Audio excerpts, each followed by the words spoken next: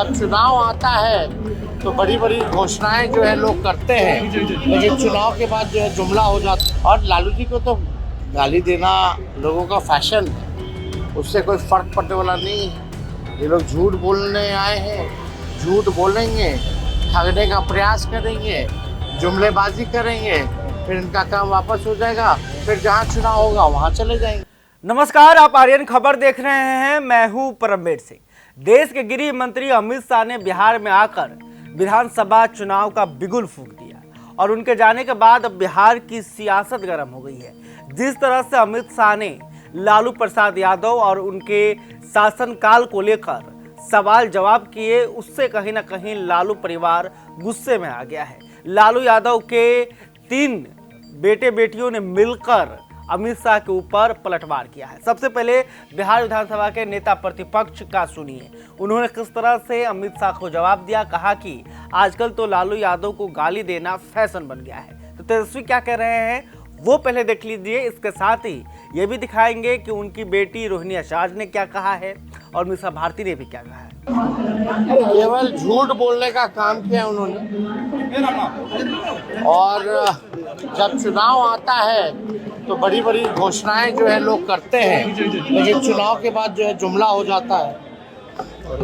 अब जितना पैसा अगर कह रहे कितना दिया मोदी जी ने, तो बताओ ना कहाँ कहाँ दिया, कौन से सेक्टर में दिया, कितना कितना दिया, उसका थोड़ा विवरणी जो है लोगों को बताना चाहिए डिटेल में।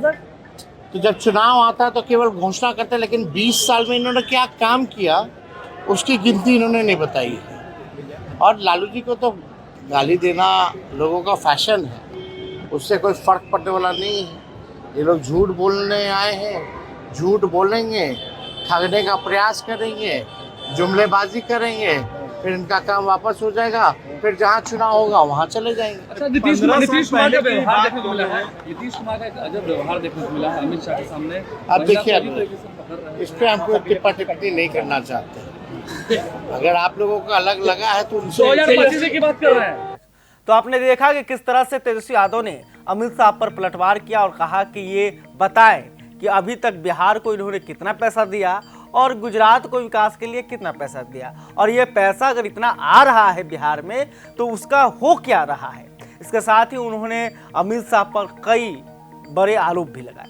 अब चलते हैं लालू प्रसाद यादव की बेटी रोहिणी आचार्य की तरफ। रोहिणी आचार्य जो कि सारण लोकसभा से आरजेडी की उम्मीदवार थी, वो भले ही चुनाव नहीं जीती लेकिन अब पूरी तरह से राजनीति में सक्रिय हो गई हैं। तो रोहिणी आचार्य ने एक्स पर ये लिखा है कि फांसीवादी विचारधारा के अनुयायियों पोषकों को आईना दिखाने के लिए जानी जाने वाली बिहार की भूमि पर आकर एक ऐसा शख्स करोड़ों के महानायक, वंचितों के मसीहा लालू जी से सवाल कर रहा है, जिसे माननीय न्यायालय ने सभ्य समाज के लिए खतरा बताते हुए तारी पारी की सजा सुनाई थी।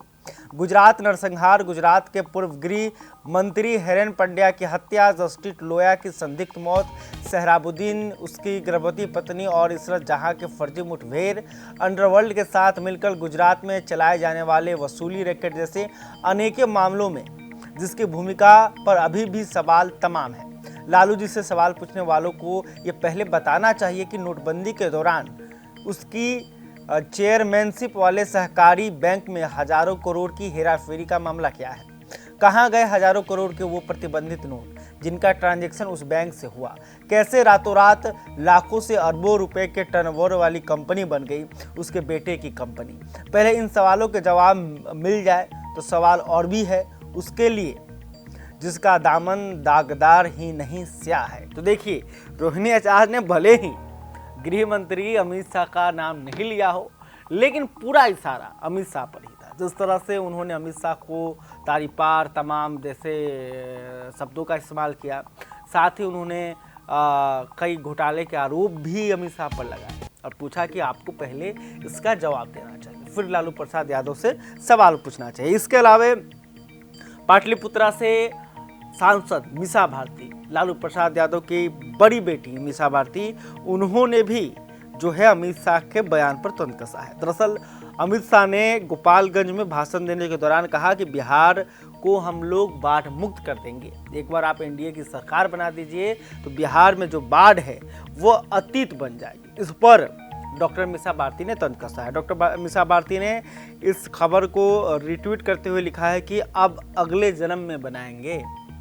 तो ये मीसा भारती का कहना है कि इनका जो वादा है ये झूठा वादा है। तेजस्वी भी कह रहे थे कि ये लोग जब भी चुनाव आता है तो इसी तरह से बड़े बड़े दावे और वादा करते हैं, लेकिन चुनाव के बाद मुकर जाते हैं। फिर कहीं और चुनाव आएगा, वो वहाँ जाएंगे और फिर इसी तरह का वादा करेंगे। देखिए, अब बिहार विधानसभा चुनाव को लेकर तमाम पार्टियां एकदम चुनावी मूड में आ गई है। पक्ष विपक्ष पर हमला बोल रहा है, विपक्ष जो है सत्ता पक्ष के ऊपर हमला बोल रहा है और घमासान देखने को मिल रही है। एनडीए की बड़ी बैठक हुई तो उधर महागठबंधन भी जो है सीट बंटवारे की उलझन को सुलझाने में लगा है।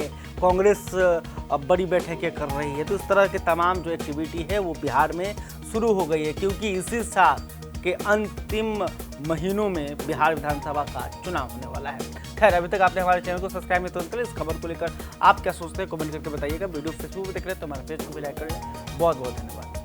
ज़्यादा बोल